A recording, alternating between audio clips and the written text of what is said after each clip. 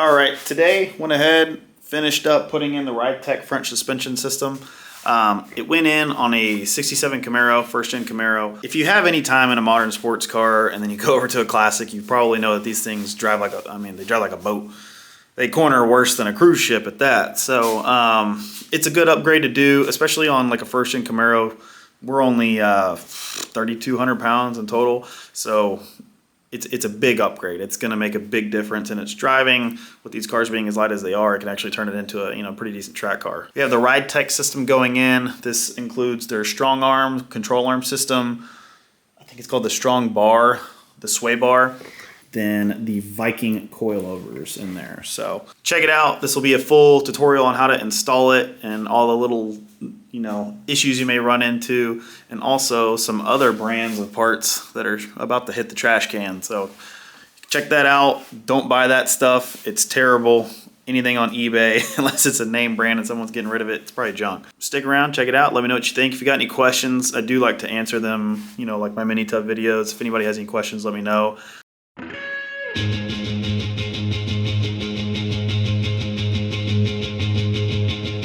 Alright, so before we hop into the install video, I wanted to briefly explain why this kind of a setup is highly beneficial to your classic car. To start, you just have way more adjustment. Obviously on the stock stuff, you just have a hard spring and a shock. So there's no adjustment there.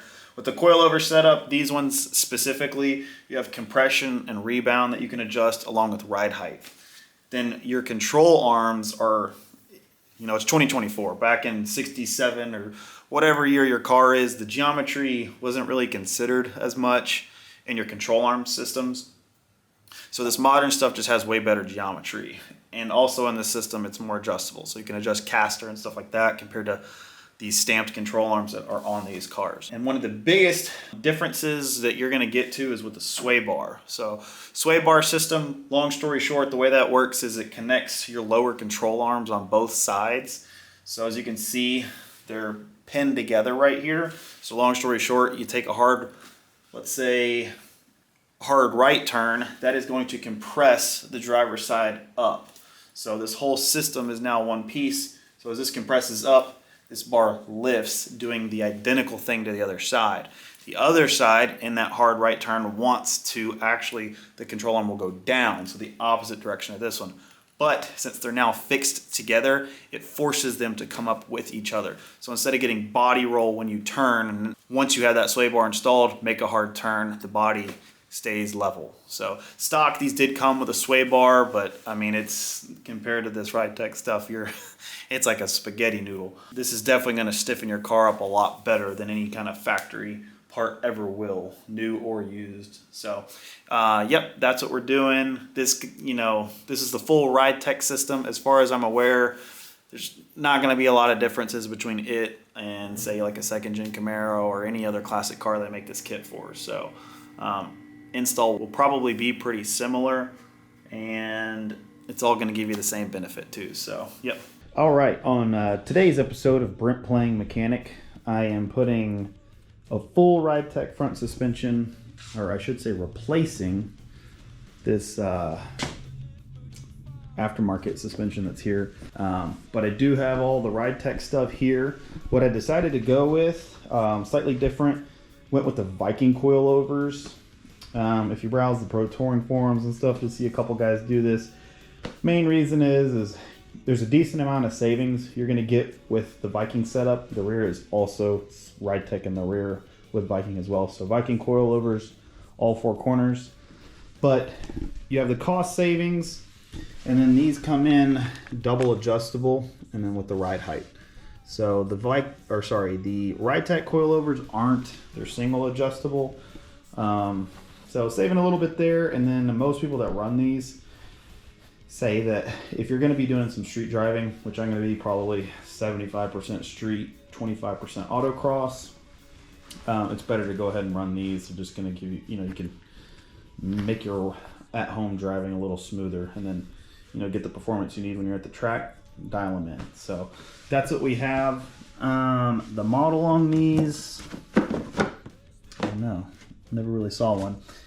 If you reach out to Suspension Geek, they'll get you set up with these. The only part we're missing today, though, actually, is the replacement bushings for these. Where this sits, it's too narrow for where it mounts into the lower. So Suspension Geek, same people, they make a system for that. Those are on the way. I'm just gonna fill them in at a later time. And then the only other thing that wouldn't come in the kit if you're doing it this way is, you know, the mounting bolt. So want to go ahead and say 3.5 inch if you're doing this.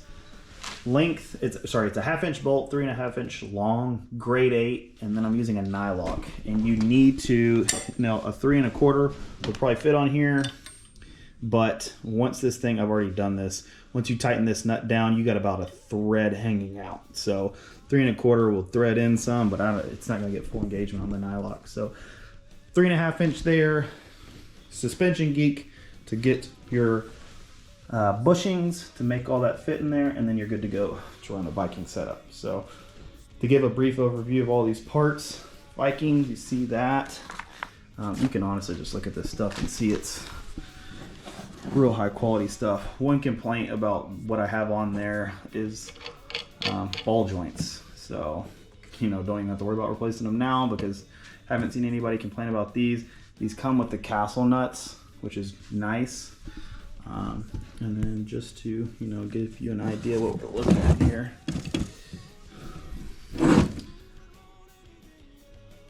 I mean, obviously we won't know until we drive it, but they seem to be very high quality. I mean, 10 times better than what I have on there right now. So that's the uppers. Lowers, do the community a favor. If you're thinking about doing this, reach out in the forums or the Facebook groups. I found a gentleman, ironically, he didn't live too far from me, but he just didn't complete his build, had a set of lowers sitting around, and I ended up purchasing from him. You know, got him some money back. I saved a couple bills, and now I have these. The only issue I had with these lowers, I'm assuming something happened while he was storing them, but the bushing cracked. I don't imagine they would have came that way from Ridetech. So went ahead and got the new bushings right there. They're only $7. So uppers, lowers, coilovers. Last thing we got right here is the sway bar. I have a stock sway bar sitting over there, and let me tell you, this thing is, I mean, it is substantially beefier. Like, this thing is, you know, get your workout in with this bad boy. Get some light on this thing so you can see. But it is a unit, that is for sure. Mounting hardware. Got my handy dandy little mini jack. Just pick up in the air.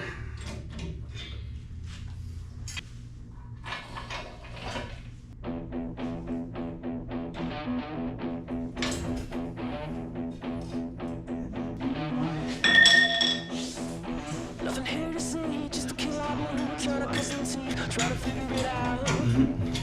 Sketchy, huh? Nothing better to do when I'm stuck on you. I'm still on here trying to figure it out. Right socket. Sir. Getting hard to sleep, but it's in my dreams. I was killing me, trying to figure it out. Nothing better to do when I'm stuck on you. I'm still in here trying to figure it out. Alright, so what we're looking at here, going to drop the lower first, support the spindle on something, and then replace the upper, then the lower, and that should be it. I don't have to reassemble this whole spindle. All that's done. But yeah, should be pretty easy. I let it go, cause I won't see you, but not allowed to talk it out. I said I'd go, put myself on show, but I'm still trying to figure it out. So, you got a cotter pin, take the cotter pin off, back off that castle nut, let down pressure on the jack.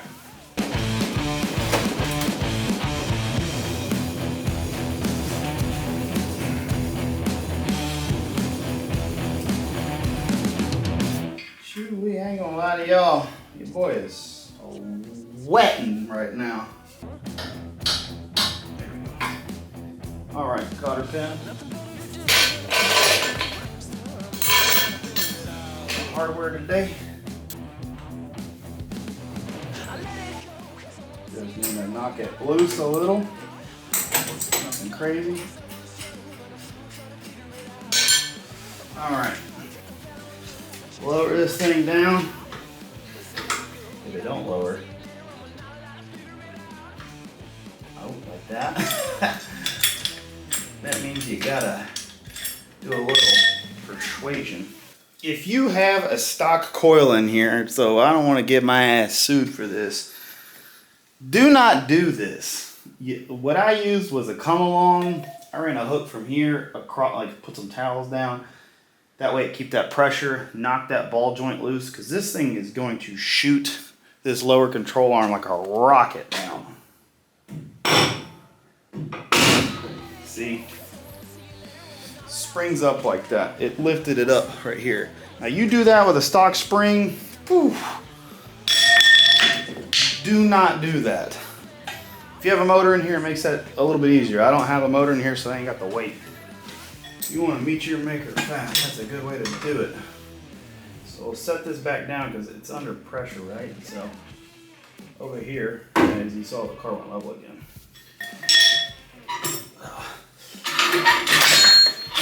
Maybe there is more pressure than I remember. Whatever. All right. So don't know what I told you all. I think I said I was doing uppers first. I lied. We're gonna do the lowers first, so you can see. One bolt right here with a nut on the back side. Side of here is also one, so you have to have a socket to go inside of there.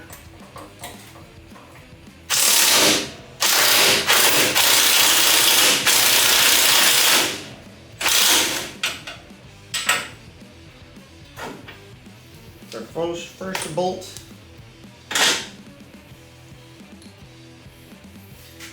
Leave that right there. So that is a 19 millimeter. What? How in the is a freaking metric? I don't know how that. I guess that's aftermarket. So on this side, you're gonna locate inside of the subframe. It is inside of here.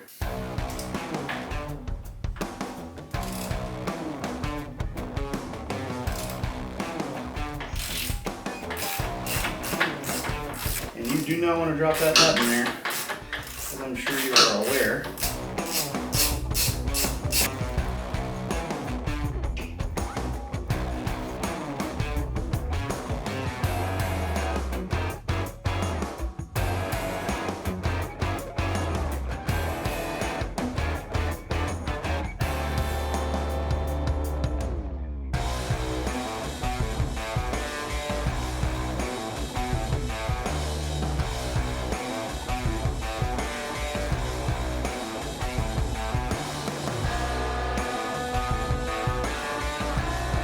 Why am I going through the trouble of putting new control arms on, well, besides for the obvious upgrade? Why did I put these on here, never drive it, and then I'm already changing it? I mean, you can just look at that coilover and see it's junk. So, coilover aside, the control arms don't necessarily look bad. You're probably going to recognize these. These things float all over eBay and everywhere in between. But they come from a brand. I wasn't going to say the name of the brand. I'll say it now. It's coming from a company called Helix. Obviously, it's imported goods. I didn't know, I've been building this thing now this is 2 years and 2 months. I didn't know this at the time, but obviously you don't want, it's cloned equipment from real companies, but you're running a risk, a serious risk. So why specifically these? Am I taking these off without having any major issues with them so far? It's because I did have a major issue with the suspension in the rear end. Like I said, it's from a brand called Helix. It was a 4-link that I purchased, not to be confused with Heights. There's a company called Heights. Helix cloned Heights equipment. From everything I read, Heights is as good a quality as it gets, but the Helix stuff is made overseas, so it's imported, and it is junk. The main issues I had with it was just zero things lined up. The pan hard bar bracket where the coilover relief is kind of makes a cup around the coilover so it can ride. was just completely off. It was, you know, the coilover spring was, not only was the coilover spring over top the bracket was fouling out against the shock inside the coilover. That's how bad it was. We checked our measurements probably 20 times. A friend of mine is as high a tier of a welder as you could be, and a machinist. We didn't screw anything up. We checked it a bunch of times. Fortunately, was able to get my money back from them. I think the issue with that one was just the relief that was cut. It was just cut way too shallow. Yeah, could I have cut more back? Probably. But I had some, the link bars themselves, you know, my rear end was not perfectly centered and there was no adjustment there that you're gonna get with like a triangulated 4-link from Ridetech. You know, it's triangulated so you can shift it over. So after that, and how low quality that those parts were, not to mention when I got it in the first place, they sent me a hardware kit, but for the wrong 4-link. And then when I call and I'm like, hey man, like none of this hardware fits for some reason. I can't seem to figure it out. Seems to be the right amount of bolts, but nothing's the right size. They gave me the runaround, said I didn't know what I was talking about until I laid everything out, sent a photo, and they're like, oh shit, you got so-and-so bolt kit. Wouldn't even cover that. They ended up covering the cost when I complained enough, but they didn't have a replacement. They weren't able to send me anything. They're like, oh, go to the hardware store. So yeah, tracking down. The problem is I can't take the hardware that they sent me to the hardware store to match up. You know, I don't know the exact sizes, and they never sent me a list. So I'm over here measuring bolts constantly. But when I finally get that done, that's when I realized that panhard bar bracket relief was cut wrong, and then I noticed the alignment issue that I wasn't going to be able to straighten out. Called those people, told them I sell products online for a living too, and I was like, I know exactly how to get my money back from my bank, so I'll happily ship this back to you and you can refund me, or I will dispute it and it will end up in the trash.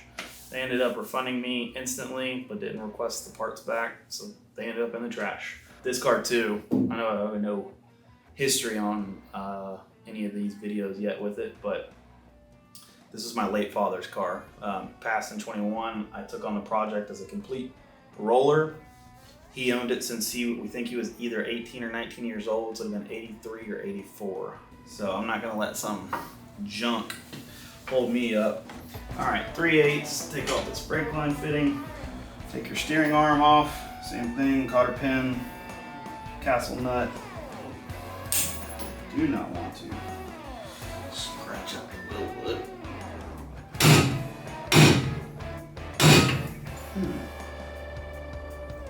I get it all soon now.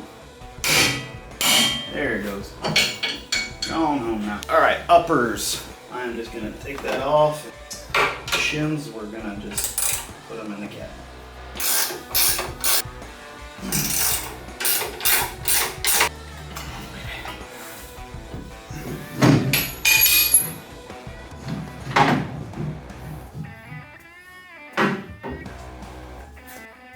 There we go.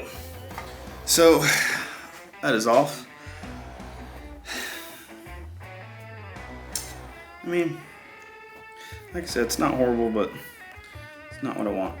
All right, had to take a brief intermission, put that new bushing on. First issue I ran into, these just weren't pressed all the way in, so I had to finish pressing the bushings onto that collar, and let me tell you, it's tight. So I'm gonna check real fast. This is the passenger side, so I'm gonna see if it slides up into there. If it doesn't, well, I might have a problem. So when you're doing this part, push it up into there, run your 2 bolts through. I'll leave them kind of loose though, finish everything up, then you can tighten it down. Like everything else you've ever worked on. So this part is where it got tricky last time. As you can see right here, you only have so much gap. But if you're not able to get these in, what you can do is get you a piece of all thread, whatever that is, it's probably 1/2 inch right there. Run that all thread all the way through this thing, like so, but it's all thread, you know, have some distance out. Have a washer and a washer against the edge, and then 2 nuts in the middle, and expand it. So just keep going and tighten it, and what that'll do is it'll push this back out.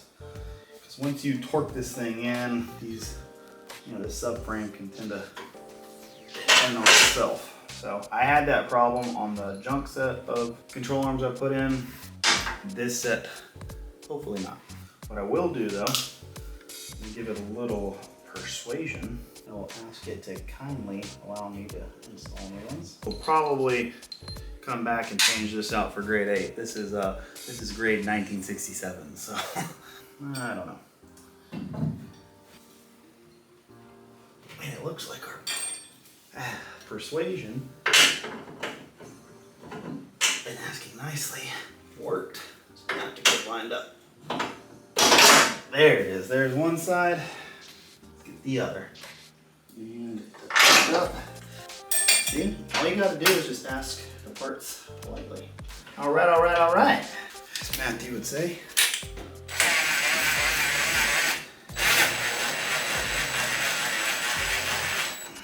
You can go on home. You can too. Don't do that. Bitch. We're good. Good to go. Got the lower in. Feels good. I'm going to show you what I like to use to keep these bolts in place. This is new from Thread Locker, Permatex. It's orange, so apparently it has the breakaway strength of red, but you can still loosen it with hand tools and it doesn't require heat. So doing the rear end of this thing, I was using red, and if you've used it like the 4.9 inch, get that bearing retainer clip in, you gotta torque, 10, 20, 30, so on and so forth. You wanna talk about a pain in the butt because you gotta do that super fast. That's what I'm gonna use for everything on the front end. To briefly explain this, and I'm no expert in these arts, when you lower one of these Camaros, they effectively now have 0 caster. So long story short, you want upper ball joint as far back as possible. So in other words, these come with slugs. You want the slug hole as farthest forward. That's gonna bring this whole system back as far as you possibly can. That is just gonna give you the best performance driving result. The other part of this, you can adjust camber with these. So it's off-centered onto this bolt, so you can actually spin this thing. And you can just keep rotating it around, but they come shipped the way that I wanna go ahead and run them, which is Ridetech logo facing the engine. That is gonna give me the camber setting that I want. Toe and all that, that's up to the alignment shop. I don't know what the deal is with that, but I guess you don't get plugs. I assume these shipped with them. That's interesting. So the only plugs I have center it. So I'm gonna just put these in like that for now, and we gonna see. I guess you have to order plugs with more caster. They do not include it.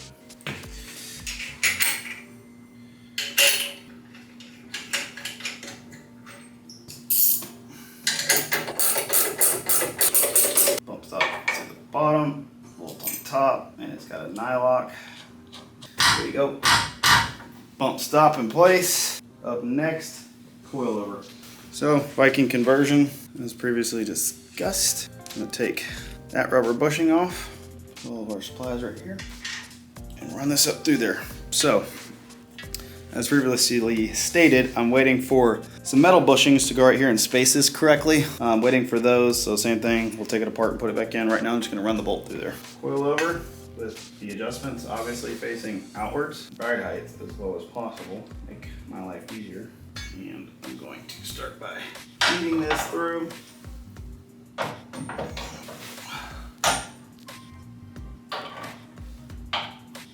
First bushing. This bushing goes down with the small, there's 2 size rings on the top and then the bottom on the Viking. Smaller ring goes down because that fits inside the subframe. Then on, I didn't make no difference. So, not gonna worry about tightening these down like crazy. Just want to suspend it. Once again, adjustment knob out. These are, I guess, just weight relief going through here. I mean, it's pretty obvious which one it is, but it's a 1/2 inch hole that is going to be the one you're looking for. So you can see we are loosey-goosey right here. Just disregard that. That'll be fixed as soon as that bushing arrives. So put both of those on. All right, it's been a couple days, but we finally got the parts in. These are the conversion pieces to use the Viking setup, like I mentioned before, with the Ridetech. So I'm going to show you how all this assembles real fast. All right, so the Viking coilover setup, it's going to come with this T-bar that would fit a stock control arm or Detroit Speed. They have that stock style of attachment. So you're going to ditch this, set it aside, throw it on Facebook Marketplace or something. I don't know. Get these from Suspension Geek. They take it's a 1/2 inch input. So I'm gonna show this later on in the video. I actually changed some of my hardware over. But we have a 1/2 inch bolt that'll fit through there. So you'll grab that, and then these fit inside that stock bushing thing, whatever you call that. And you still have pivot and everything. And then now you'll fit perfectly inside that control arm. All right, so back here on the passenger side, I have my 2 pieces in. Lower and upper control arm are both installed. Make sure you're straight. Bring it up in there. Got the grade 8 as mentioned before. It's a 1/2 inch bolt, 13 pitch, and 3.5 inches long. Like I said before, you need to make sure you don't end up with a 3 1/4. It's not going to be long enough. There we go. Got a nylock on it, so I don't need to worry about Loctiting it. Start that on, and we're finally good to go. That movement's coming from the top side. First, I'm going to finish putting the spindle on, and then I'm going to show you all the torque specs for your entire suspension system. All right, got our spindle here. I'm going to attach it to the lower ball joint first. It's going to be your bigger castle nut if you have them both taken off. All right, I have made the executive decision that jacking this thing, it's just lifting the car up. It's too sketch. We're teeter-tottering on these jack stands, so just figured out you can just use a come along to do this part as well. This compresses a lot easier than the stock spring. Make sure your spring is at its lowest possible ride height and it'll make it easier for you. But I don't think this spring starts to really tension up, I guess, until, you know, it's adjusted. Obviously, it's not gonna be at this ride height while you're driving. This is way too low. It's not taking a lot of pressure. As long as you've got threads to get this nut started. Release this now. As you can see, it held, so we're good to go. One thing I want to add that I went ahead and did, your upper control arm mounts and your lower control arm mounting bolts. This hardware is sketchy at best. I mean, it's freaking, 60 years old at this point. Or no, sorry, about 55 years old. So I went ahead and changed it out to grade 8. One thing I wanted to point out though that confused me, you'll see on the end of this bolt, there's knurling, just like a wheel stud. So at first I wanted to go to grade 8 just because of the, how aggressive the driving will be that I'll be doing on this car. Pulled this out though and thought, oh, I can't do that now. I need this exact knurled bolt, and this is grade 5. So just gonna order a redo kit. But turns out your alignment guy might hate you, but the only reason it's actually knurled is to keep this bolt from inside. They don't have to hold it. It just, stays stationary. So you switch to these, he's not gonna be able to do that. They're gonna have to hold a wrench inside of there to make sure this thing's not moving when they're, adjusting your toe, adding shims to it. But the thing is when I did put this bolt and ran it through, there's no play in it. So once you slide this in, the tolerance is super stiff and tight, so you can run this no problem. So you'll piss off your alignment guy, but you can definitely just go ahead and run grade 8 if you want to. The last thing I did also while I was waiting to finish that up, on this side I went ahead and changed them.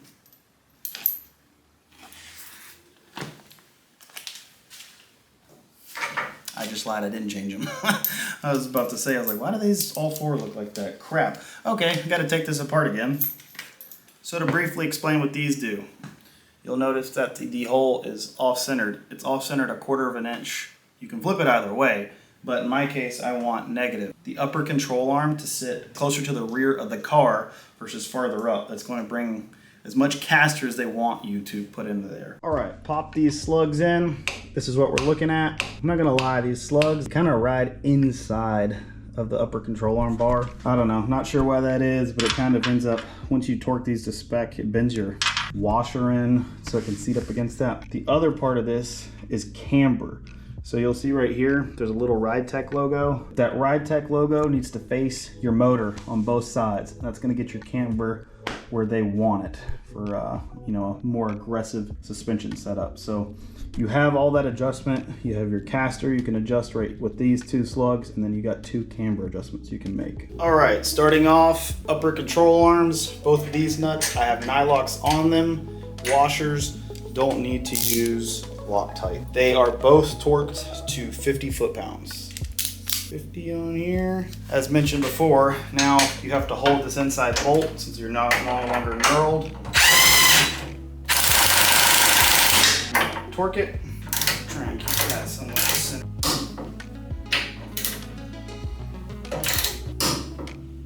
All right, these two bolts on either side of the upper control arm are called collar bolts. I've already did it when I assembled them. These are both torqued to 45 foot-pounds. So they have these little tabs indented in them. You'll see 3 little tabs. That more or less acts as a locking nut. What I didn't like about it is just no Loctite. So I'm sure it would have held 45 foot-pounds on either side, but I went ahead and added orange Loctite on top of that as well. So those are already torqued. Now we're gonna go ahead and do the upper ball joint, 50 foot-pounds on the top, and then we're going straight to the bottom at 65 foot-pounds. Obviously at that point, you need to make sure you have a passage for your cotter pin. That's extremely important. Unfortunately, I do not. So it looks like I'm gonna tighten it a little extra. All right, now I got clear passage. I'm gonna use one of our new cotter pins that came with the kit. I like to wrap my cotter pins down under, listen to the side, also kind of holding that nut in place. Bottom, I'll just knock that out by myself later. You're gonna go ahead and get that one to 65 foot-pounds. Fortunately, I don't have a smaller socket that's that length, so I'm gonna have to use a crow's foot. We have the lower control arms mounting bolts. Lower control arms are way up there. They're 85 foot-pounds. 85 foot-pounds. Golly. Whew, that ain't going nowhere, I'll tell you that much. All right, the nut on the backside one is inside of here. There's 85. You're gonna have to have a pretty good size extension to get inside of there. Obviously I don't like that leverage, but try to keep it as stable as possible. And to end it, we have the lower control arm. Now, this one's gonna be a little tricky. It doesn't, there's obviously these cars didn't come with these coilovers, so it doesn't say how much torque. It's a 1/2-inch bolt, the same size 1/2-inch bolts I just did for the lower control arm. I did 85 foot-pounds. So I'm gonna look up on the interwebs what a proper torque spec is for that, and then let you know in a second. It calls for 80 foot-pounds on a standard grade 8 bolt of 1/2-inch. Honestly, on this section, it's gonna tighten all that in on itself. So I'm gonna go ahead and set it to 60. If in the future I am informed otherwise, I will then change it to 80 foot-pounds, but that may be overkill and I just don't wanna hurt anything. Let's tighten it on real fast. And we will torque it. Plenty of thread down there on the bolt, so this nylock is fully engaged. So I got that done. Work time probably 2.5, 3 hours, not too bad. I'm not gonna obviously give a tutorial on the driver's side. It's the exact same thing, just mirrored. So I'm gonna throw you into a time lapse, finish this up hopefully tonight, and front suspension will be done. Say I'm pretty fly for a white guy.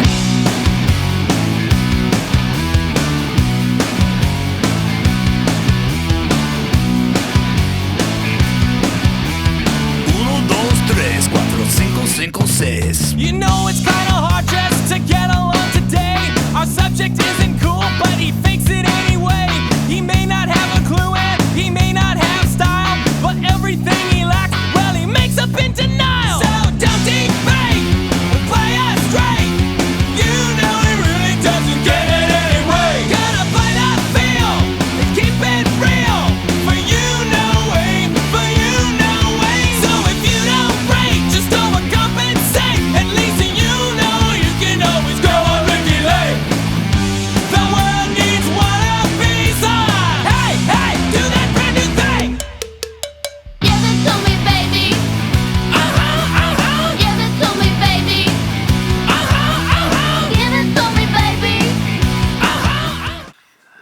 I'm ugly.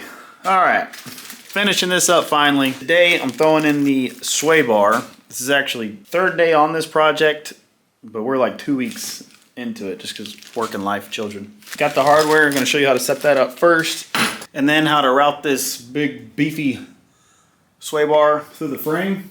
And then after that's it. That's your full Ridetech suspicions. We have our new mechanic coming in for training today. You gonna put this sway bar on the car? Huh? That's what I was thinking. Have a good one. All right, in no order of importance, this is all your hardware, your sway arm bushings. This is what you're looking at. This is a non-greased style. I'm not sure how well you'll be able to tell. It's like a little fuzzy material in here. So this is, I guess, like to keep it from binding or anything. So you don't have to, or I'm assuming, especially since it has this fuzziness to it, you don't want to grease it. It's right up in the mount it to the car. This is to mount the sway bar to your control arms. So I'm gonna bust this open and show y'all how it's put together. So when you crack this open, this is all the hardware you're gonna get for mounting. You're gonna have 3 washers. So your 4th washer is actually just welded, or just part of the bolt. So to start, you'll take your bolt. You're gonna insert these washers. You'll see the little holders for them. Put your first one on. Right there would be your control arm. Your second one on with the washer inside, so remember bushing and washer together. Those in, your spacer, your next washer, sorry, now they're gonna point, you're isolating this stuff. So, you know, your control arm is gonna sit inside of this. Same thing with your sway bar up here. So then sway bar will be right here, final one right there, and then this bolt goes down inside that recessed area. That's it, fully assembled. So once again, on the bottom part, control arm and sway bar. All right, so when you're trying to fish this thing through, your mounting holes for your bushings, they're like directly underneath this front control arms mount. They're right here. So when this feeds through, you're gonna feed it through the front and back bar of the, your subframe. So it's gonna feed directly through this area. What I'm gonna go ahead and do, feed it through, then put the bushings onto the bar. So it's, I'm not having to put them on now and then try and feed it through with those on there. So yeah, give it a shot. I've done this with a stock sway bar. I have not, however, done it with an engine in the car, but I'm assuming the process still works the same. After many scratches later, sway bar, Ridetech logo right here, I can read it. So I went in driver's side first, pitched it down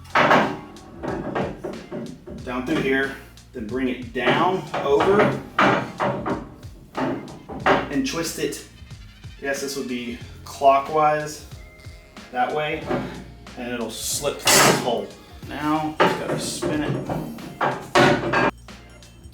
So, spin it once again, counterclockwise. Bam, we got it.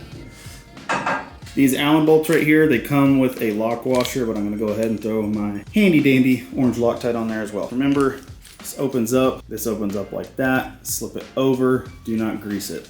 I don't think the opening necessarily matters which way you put it on, but I'm gonna have the opening facing backwards. Slide it on right there.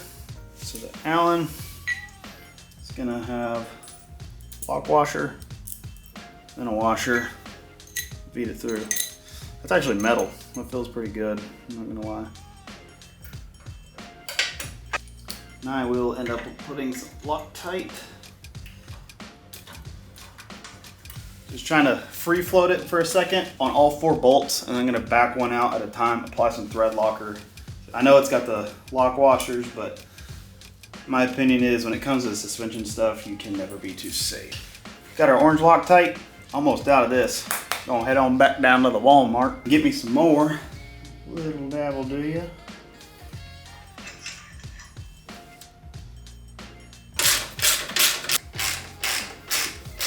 Way down here. You are going through the frame rail. Your front subframe is definitely a lot thicker than the rear frame. It's more like a piece of aluminum foil back there. So 17 foot-pounds, definitely wouldn't go more than that.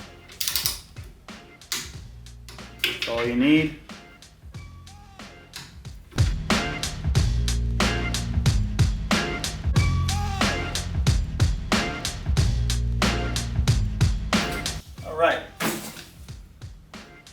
I shimmied it over. Ridetech logo looks perfectly centered. Kind of sucks you won't ever see that.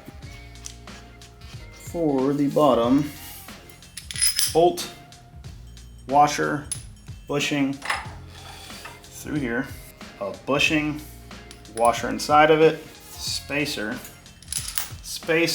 bushing, washer, or sorry, washer, bushing. Then the sway bar goes down. I do have a lot of caster, so we are not perfectly centered, I'll be honest. I'm assuming that's okay. And then the final, it's the nut washer combo inside the last bushing. The way you tighten this is you take it until the top of this bolt starts peeking through or is flush with the top of this nut, and then you do an extra 2 rotations. So add that preload. So I'm gonna get it screwed in where I start to see this thing, and then I'm going to drop in some Loctite in there and then finish the rotation.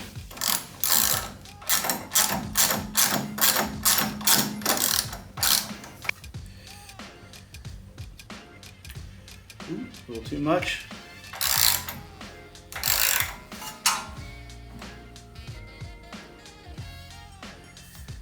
Shot big for a reason, right? That's half a turn. One turn. Might be good to grab you a partner for this one. Quarter. Yeah, there we go. But we are on there and we are Loctited. That is it.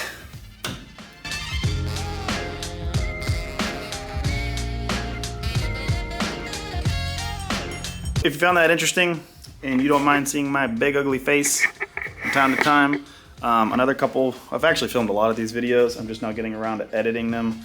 One of the things I'm gonna do soon, we got the tires. Those are 315s going in the rear right here. I'm getting a tool and I'll show you guys how to get proper fitment, perfect fitment using the tire itself. Then the other video I'm working on too, showing you how to make 510 horsepower on a naturally aspirated small block Chevy. Most people know, most people don't make more than 450 NA on one of these. If you're touching 500, 600, most guys got a blower. Easier than you think. It's definitely cheaper to do it with an LS, but you can still do it with a small block and not break the bank. Once the scatter shield bell housing is done, I'll be showing you guys, that's actually a NASCAR transmission out of a Cup Series car, Tex Racing T101A. So I'll be mounting all that up together, throwing that in the car, believe it or not, stripped down as it looks, finishing up some wiring, and we'll be able to fire this thing up here in the next, hopefully, 2 or 3 weeks. So, yep, if you found it interesting, thanks for sticking around. If you have any questions on this too, I'd try and answer every single question that comes into the comments. Just drop it in a comment and I'll reply as soon as I see it. So, thanks for watching.